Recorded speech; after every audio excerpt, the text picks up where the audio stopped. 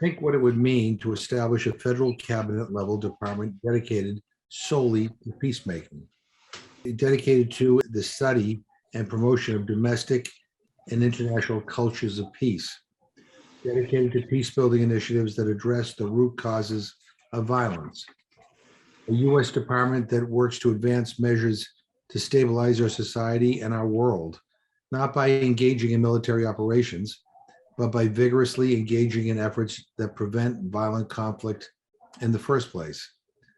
Imagine what a refreshing change that would be. The Centers for Disease Control and Prevention, the CDC, identifies violence as a leading public health issue, one that we spend $300 billion on annually. Imagine the changes we might help begin if America's children were taught nonviolence practices and violence prevention. Imagine how much human potential could be nurtured and developed in our own citizens and around the world by helping to reduce conflict and reduce suffering. Imagine supporting and training our military with approaches that de-escalate conflict, reduce violence, and provide tools for peace building. I believe it could help save billions of dollars by reducing violence, conflict, migration, hunger, and suffering, all of which would open up spaces for individuals, communities, and nations to invest in making our world a better place economically, socially, and politically. Now, some might say that this is nothing more than a fantasy or an idealistic dream. But I can tell you that I've been to countries around the world where local and national organizations are building peace from the grassroots up. I just returned from Colombia, and there are peacemakers and peace builders everywhere, often working under terrible, terrible conditions and in the midst of violent conflict. And they're making a difference. We should have a federal department that supports them fully. USAID, the State Department, our regional foundations all contribute valuable aid and support to these groups and networks around the world. But we can do so much more to build peace. We know how to do it. We know individuals and organizations around the world who know how to do it. We know individuals and organizations right here in the United States who are engaged in peace building, reconciliation, bringing people together for the common purpose and for the common good, in building bridges between diverse communities. They deserve support, absolutely, yes. But they also deserve a national commitment to address the root causes of conflict and the prevention of violence. That is the movement that you are creating and that you are building, and that you need to expand even further. That is the dream Congresswoman Barbara Lee is pursuing with her bill to create a Department of Peacebuilding. And your commitment has many, many, many, many ripple effects. I hope that moving forward, fewer of those debates are about waging war and more of them are about building peace. And so I just want to thank you for all your work that you'll be doing in the months and years ahead. And please know that I want to be somebody who will be wind at your back. But it's great to be with you. Let me just conclude by saying this. There's a lot of crazy stuff happening in Washington right now. A lot of stuff that can seem overwhelming and depressing. But being on a call with the likes of all of you gives me a little bit of a lift. It's an inspiration because it reminds me that there are people who care and there are people who are willing to do the hard work to make a difference. And so I'm grateful to be with you. And again, I am grateful for all of your support. At the local level, we have to start urging our school boards to make sure that our kids learn about not just those who made war, but those who actually made peace, those who resolved conflicts nonviolently. A Department of Peacebuilding, when all is said and done, is going to cost us way, way, way, way less than what we spend on our military budget on an annual basis.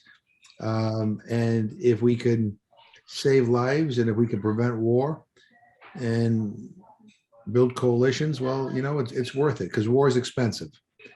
Not just waging war, but the aftermath of war is expensive as well. Here's the deal. We all work for you. You don't work for us, especially constituents have a right to meet with a member of Congress and have a conversation. One of the things we need to do is we need to figure out a way to get campaign finance reform, where we take the money out of politics. Secondly, we all need to redefine the terms of the debate. You know, when we talk about national security, which we all support, we all want to be secure, it's always about how many bombs we have. It's always about how many troops we have. It's always about how big our military budget is. Well, I want a new definition of national security. And we ought to be talking about a new definition of national security that includes, you know, things like jobs, economic security, housing, making sure people have enough to eat, the purity of our environment, you know, the cleanliness of our air and our water. It ought to include the things that everyday people worry about.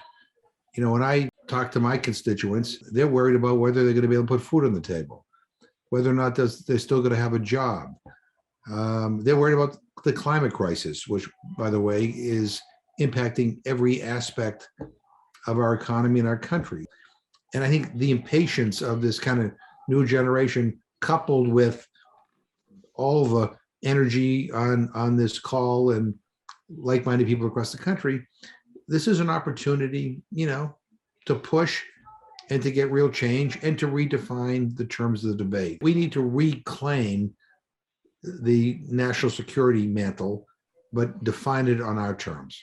I do not want a war with China. I don't want a military confrontation with China or anybody else. All right. And I don't want another Cold War or hot war or any war, period. But I co-chair the Human Rights Commission too. And China is guilty right now of some pretty awful things, not just the crackdown on activists in Hong Kong. A lot of people I met in Hong Kong, young people, well, all they wanted was for China to keep its word, that, you know, there'd be one country and two systems. Those people are in jail now. I can't even get a hold of them. On Tibet, they're engaged in ethnic cleansing. I was one of the last members of Congress allowed to go to Tibet, and I saw what they were doing. I mean, they're wiping out a culture. It's just wrong. And with the Uyghurs, there's a genocide going on. I mean, there just is. And so, you know, when I think about peace, peace is not just a diminished military budget or a state where we're not shooting at each other. I mean, for a lot of people, you know, not being able to practice your religion or your culture, your tradition, and being jailed for that, well, that's not peace. Being put in forced labor camps, that's not peace. So we have to kind of thread this needle here. I mean, that how do we, despite our own shortcomings, and by the way, I'm also advocating that we fight for peace and justice in our own country, as you know, with as much passion as, you know, we need to do around the world. But how do we make clear to China, like, we want a relationship with you. We want to cooperate on the climate crisis. We understand you're an economic power. So are we. We want to continue our economic relationship. There's lots of areas we can cooperate on. We want to decrease tensions around the world. But don't ask us, and nobody should ever be silent when people are being persecuted. I don't care where it is in the world, whether it's in a jail in the United States or whether it's halfway around the world, you know, in a labor camp with Uyghurs in China. And so, you know, I think there's this false choice that is being put out there that, you know, we can't raise our voices against genocide or against the crackdown on activists in Hong Kong or about ethnic cleansing in Tibet, you know, because if we raise our voices on that, then we're pushing for war. No, we can raise those issues and still find ways to avoid a military confrontation, because peace without justice, peace without respect for human rights, that's not peace. Maybe peace to some of us being on this call, but it's not peace to the people who are being persecuted. And so, you know, I've always felt that if the United States stands for anything, we need to stand out loud and foursquare for human rights, despite all of our history, despite all of our inconsistencies and selectivity. We need to demand that our government be less selective and more consistent. But we can't turn our backs on the struggle for human rights. I mean, I forget who brought up the Universal Declaration of Human Rights in the beginning here. I believe in it. I think Eleanor Roosevelt's vision was right. I mean, I want to live in a world where everybody can be who they are. I mean, period. And I'm not saying that means I'm going to impose my views on you or you're going to impose your views on me. But, I've met with His Holiness the Dalai Lama on a number of occasions.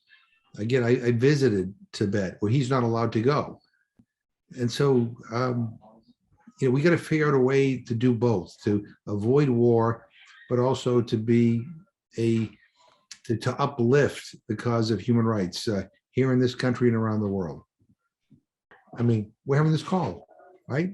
I mean, you're all like, we want to make things better, and you're on a call, and we're planning and plotting and figuring out how, who we have to push. And what gives me hope is when I go, when I see young people,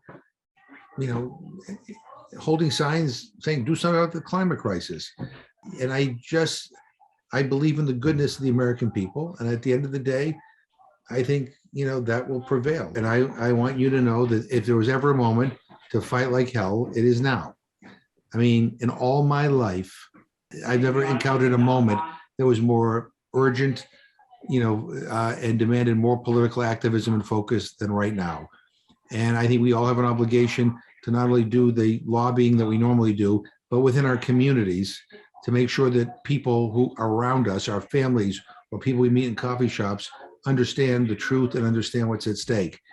I used to, when people would say things to me in the past that were over the top, I would just kind of thank you very much and walk away. No longer.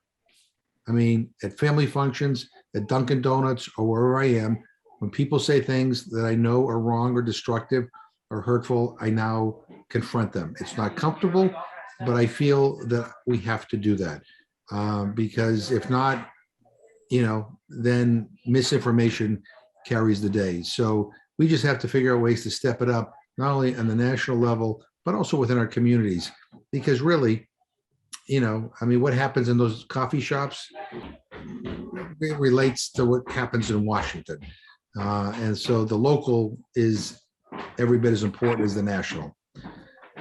But in any event, I'm grateful to all of you. John Lewis, my friend John Lewis, would say, if he were on this call, would call you all a bunch of troublemakers.